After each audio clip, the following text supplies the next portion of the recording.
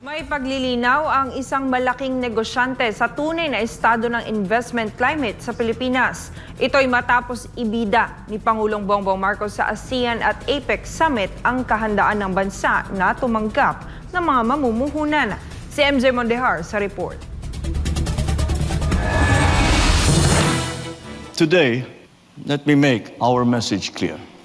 The Philippines is open, ready, and eager to do business with you. Iyan ang pahayag ni Pangulong Bongbong Marcos Jr. sa harap ng world leader sa APEC Summit sa South Korea.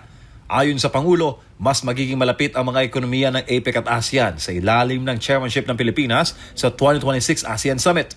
Ngunit, iba ang pananaw dito ni dating Ilocos Sur Governor Chavit Singson. Manong, sa mga kakilala po ninyong negosyante abroad, anong masasabi po nila sa investor climate po ng Pilipinas? Natatakot na sila.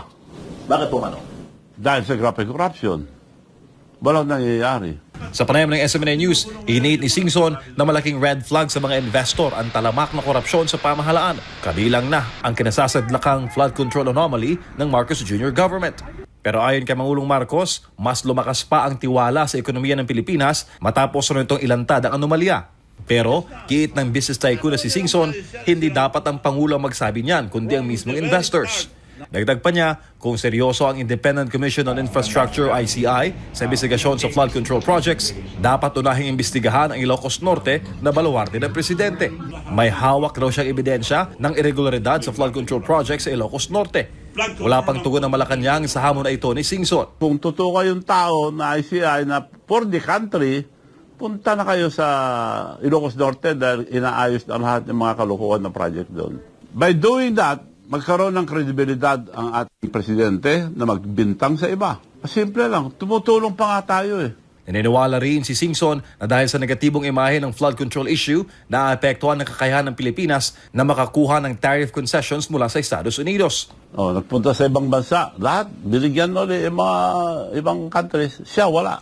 Nakakaya tayo because grabe corruption. Paliwanag naman ng Malacanang, hindi naiwan ng Pilipinas sa 0% tariff concessions ng Amerika. Kusang hindi raw sumali ang Pilipinas upang maprotektahan ang lokal na industriya laban sa labis na dayuhang kompetisyon. Pinili umano ng Administrasyong Marcos na unahin ang food security at kapakanan ng local producers kaysa sa market liberalization. Ang pahayag ng palasyo ay tugon sa pagkadismaya ng Philippine Chamber of Commerce and Industry o PCCI dahil hindi raw nakakuha ng anumang tariff break ang bansa. Nauna nang inaprobahan ni US President Donald Trump ang zero tariff scheme para sa mga piling produkto mula Malaysia, Cambodia at Thailand. Para sa Diyos sa Pilipinas kung mahal, MJ Mondehar, SMNA News.